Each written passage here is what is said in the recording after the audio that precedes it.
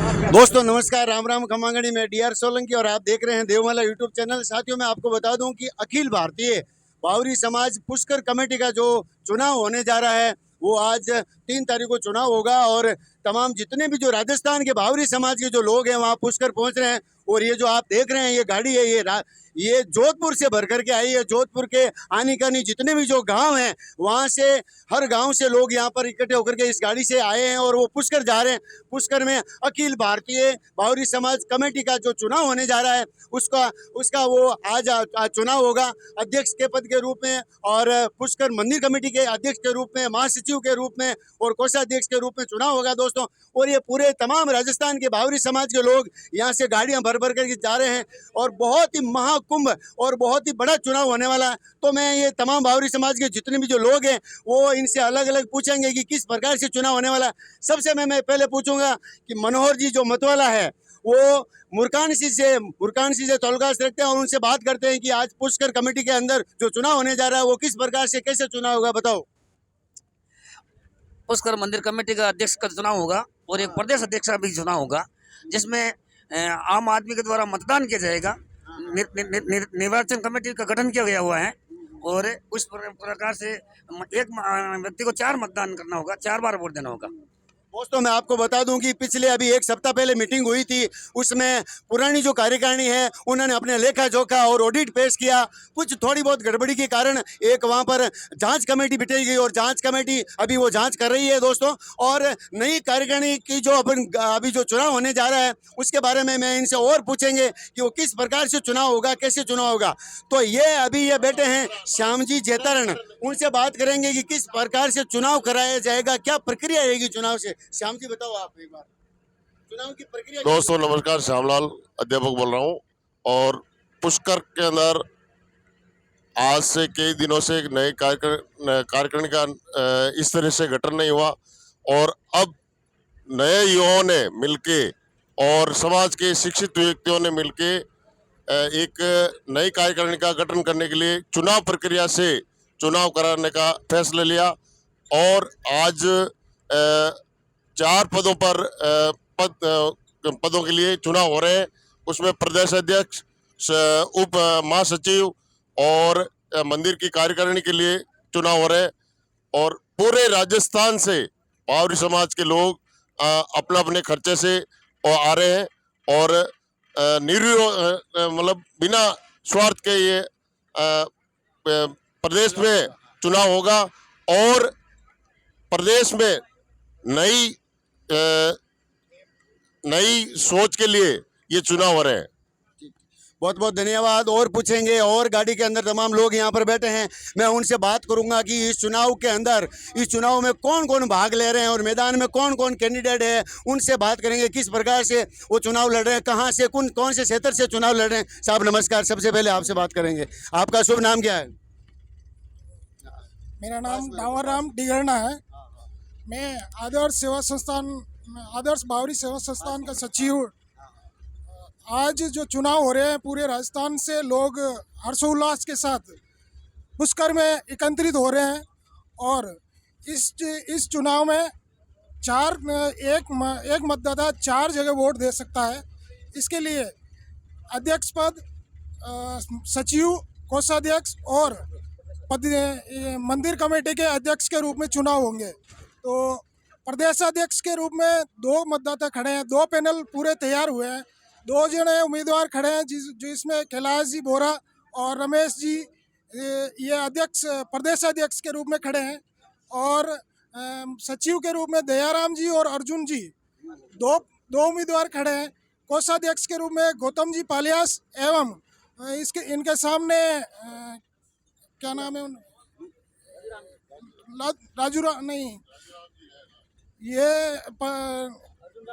अर्जुनाम जी और वासुदेव जी, गौतम जी और वासुदेव जी खड़े हैं कोषाध्यक्ष के रूप में। एवं प्रदेश के पुष्कर कमेटी मंदिर में 2 अध्यक्ष चुना जाएगा जिसके 2 उम्मीदवार हैं।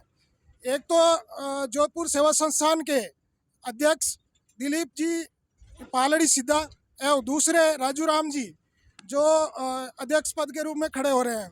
तो इनको वोट देने के लिए समस्त राजस्थान से लोग आ रहे हैं और हर्षोल्लास के साथ में पुष्कर में पधार रहे हैं।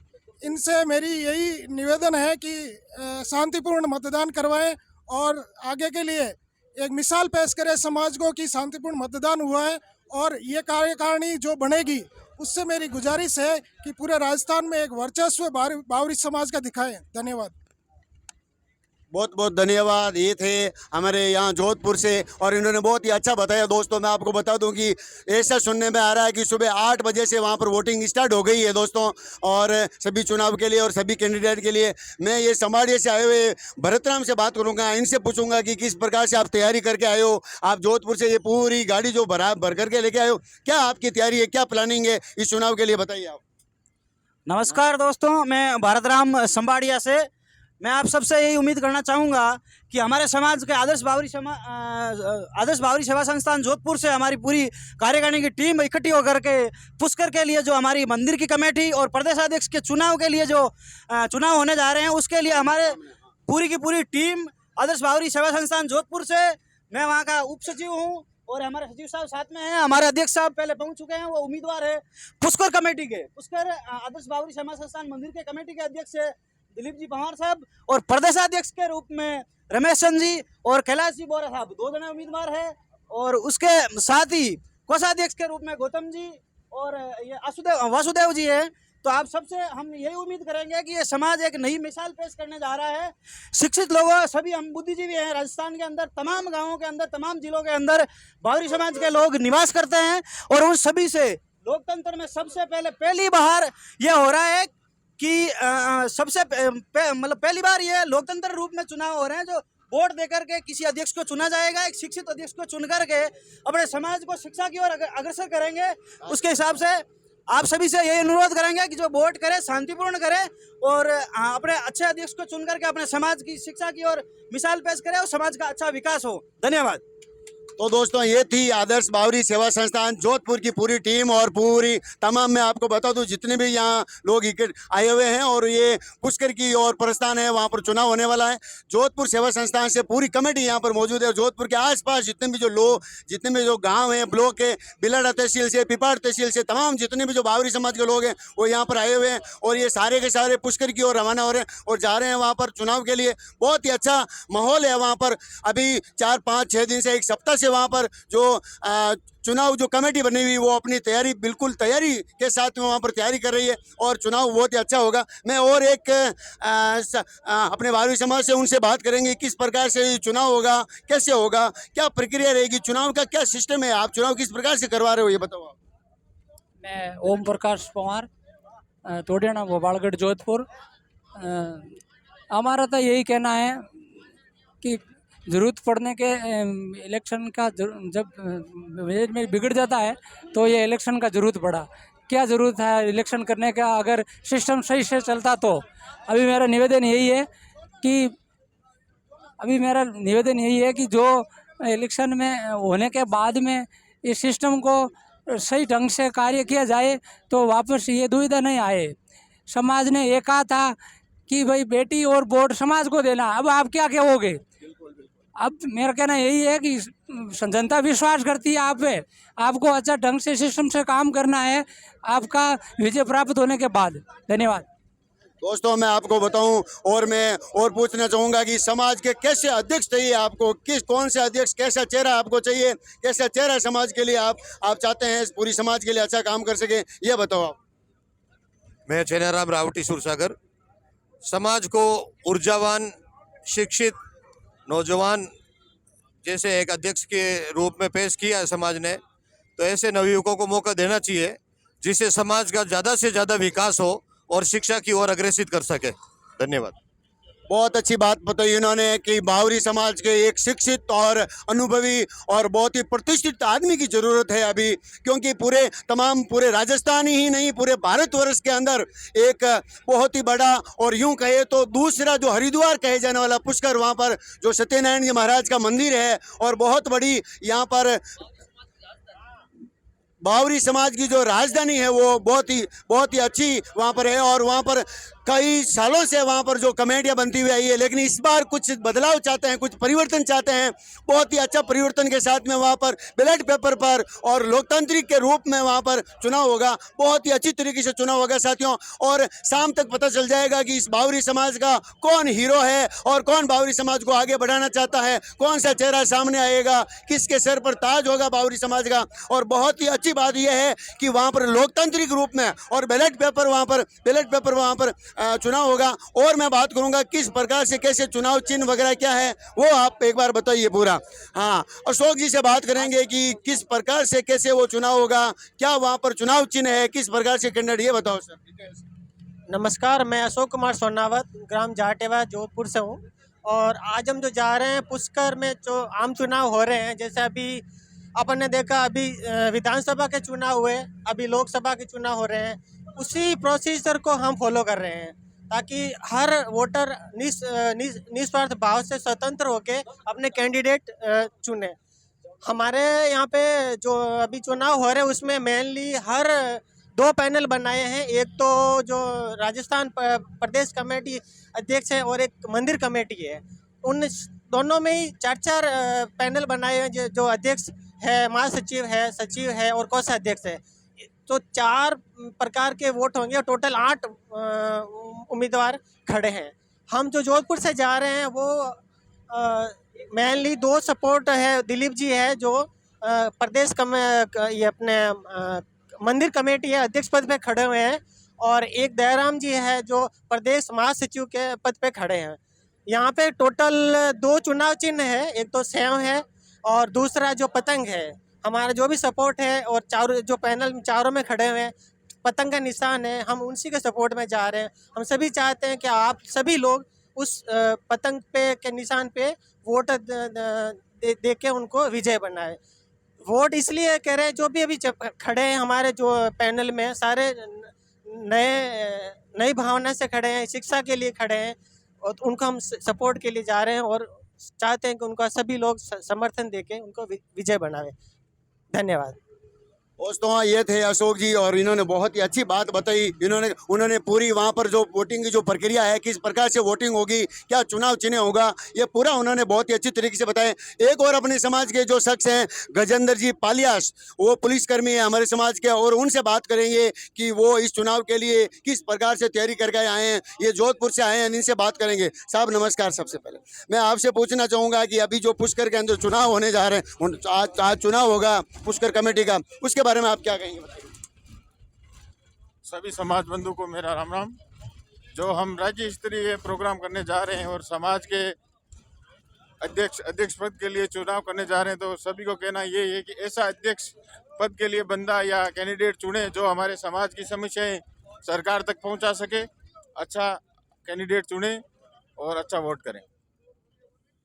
बहुत बहुत धन्यवाद। और मैं आपसे एक बात और पूछना चाहूँगा कि जो पिछली कार्यकारिणी थी, उन्होंने वो जो ऑडिट पेश किया वगैरह और कुछ गड़बड़ियाँ वगैरह जो भी हुई है, उसके बारे में जो भी बिल्कुल आप बताइए, क्या थोड़ी बहुत नॉर्मल चीज़ हुई है कि नहीं हुई है, वो पूरा आप एक बार बताएं। और नई जो जांच कमेटी बिठाई गई है वो किस प्रकार से कैसे बिठाई, क्या हुआ ये इसके बारे में आपको पता नहीं है, बिल्कुल। और मैं पूछना चाहूँगा कि कौन कौन से गाँव से यहाँ पर आए हैं और कौन कौन जा रहे हैं, एक बार बताइए। साहब नमस्कार, कौन से गाँव से आए हो, बताओ। संकवास गांव से। संकवास से आए हैं आप कौन से गांव से बता रहे हैं? मैं बनाड़ जोधपुर से वहां से आए हैं। और आपसे बात करेंगे, आप कौन से गांव से आए हो?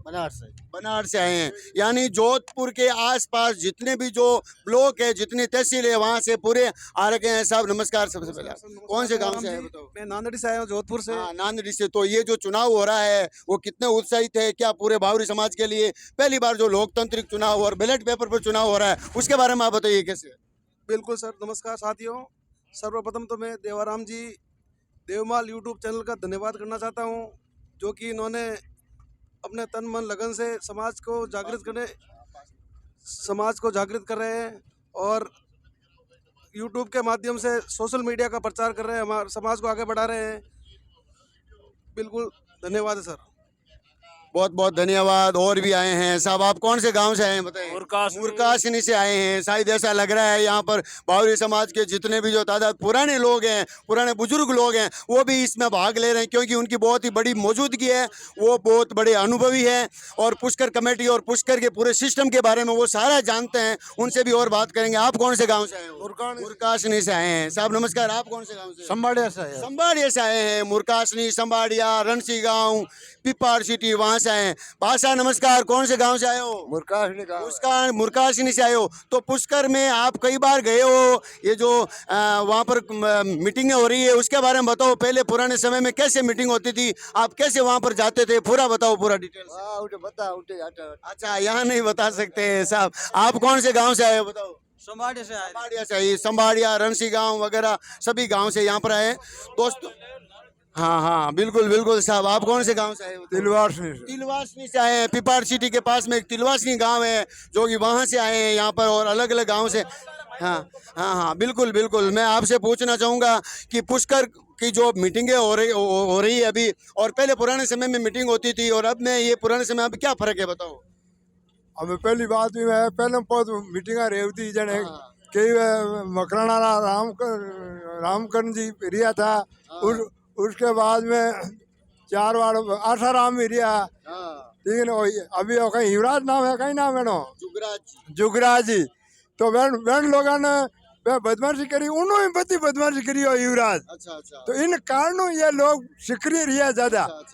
ठीक है नहीं तो इन्हों नतीजों रहना ही चाहिए। दोस्तों इनके कहने का मतलब ये है कि पुराने समय में जो कार्यकारिणियाँ होती थी वो थोड़ा सा उनसे कुछ इतना ज़्यादा वो सही सक्रिय नहीं रहते थे और सही तरीके से समाज का काम नहीं करते थे। तो युवा पीढ़ी जाग चुकी है पूरी बावरी समाज की, और युवा पीढ़ी ने ये ठान लिया है कि चुनाव निष्पक्ष रूप से होना चाहिए। क्योंकि पुराने समय में चुनाव होते थे, न तो कोई पूरी बावरी समाज को सूचना मिलती थी और न किसी को पता होता था। 10, 15, 20 जने मिलकर के अध्यक्ष, सचिव, कोषाध्यक्ष चुन लेते थे और वो अपनी मनमर्जी करते थे। लेकिन अब इस समय जो समय बदल गया है, बावरी समाज आगे बढ़ चुकी है, तो ऐसा नहीं हो सकता अब। और अब युवा पीढ़ी जाग चुकी है, तो अब बैलेट पेपर पर लोकतंत्र के रूप में ये चुनाव होगा। तो ये जो चुनाव हो रहा है इसके बारे में आप बताओ, क्या ये अच्छी चीज है? अच्छा है? अभी ये ठीक है। हाँ अभी ये ठीक है। ये जो चुनाव हो रहा है, ये चुनाव हो रहा है। हाँ। ये पूरी समाज ने पता पड़ गया कि यह चुनाव हो रहा है। पूरी समाज को पता है कि बावरी समाज का चुनाव हो रहा है। इनका कहने का मतलब ये, पुराने समय में जो चुनाव होता था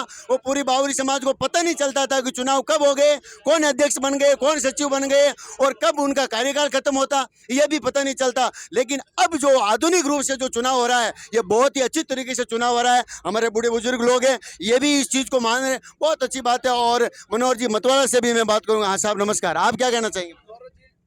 मैं आदर्श बावरी सेवा संस्था का सदस्य होने के नाते ये कहना चाहता हूँ कि जो ये चुनाव हो रहे हैं निष्पक्ष हो, और जो भी इसका रिजल्ट आए वो सब अपनी इच्छा से रिजल्ट आए उसका सही काम करे और कुछ नहीं। ये जो गड़बड़ी हुई पहले, वो नेक्स्ट टाइम गड़बड़ी नहीं होनी चाहिए।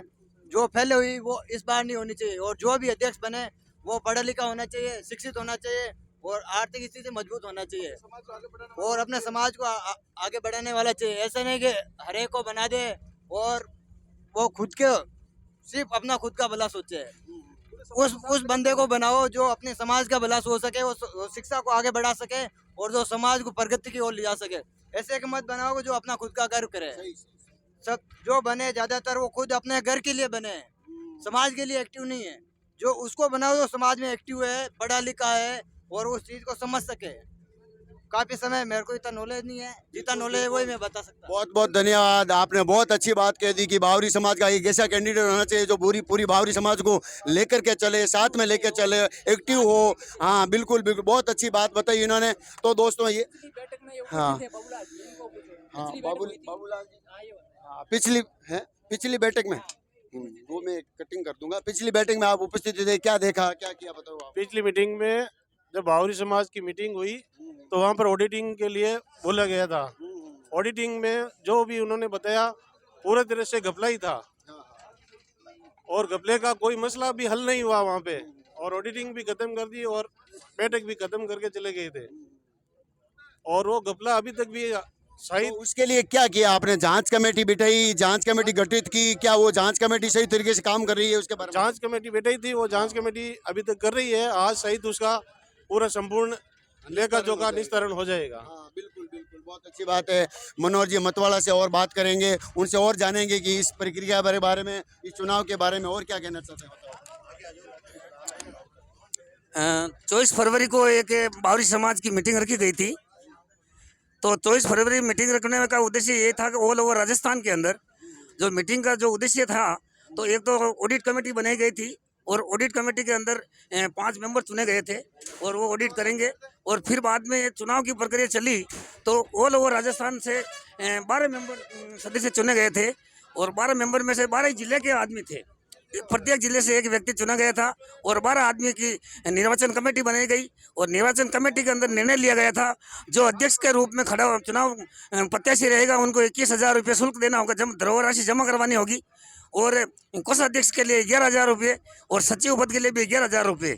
और अब की बार मतदान राजस्थान में पहली बार ये इसी तरह हो रहा है, जो गाँव के जो आदमी मतदान करने जाएगा उनके भी 500 रुपये शुल्क दिया जाना होगा। ऐसा सुनने में आया? नहीं, सुनने में आया, ऑनलाइन पैसे भी कटे हैं। हाँ, 500 रुपये प्रत्येक व्यक्ति जो मतदान करेगा उनको 500 रुपया देना होगा सदस्यता शुल्क। ये बातें पूरी थी। बिल्कुल बिल्कुल, बहुत अच्छी बात है। और दोस्तों मैं आपको बता दूं कि अभी ये जो चुनाव होगा इसके बारे में बहुत अच्छी बात है और गाड़ी के कैबिन के अंदर बैठे हैं उनसे भी बात करते हैं कि वो कैसे चुनाव चाहते हैं और बावरी समाज के कैसे कैंडिडेट चाहते हैं। ये जो कैबिन के अंदर बैठे हैं उनसे भी बात करेंगे दोस्तों। तो एक बार ये जो है ना, आप ले लो, आप हाँ यहाँ से मैं पूछना चाहूँगा सबसे पहले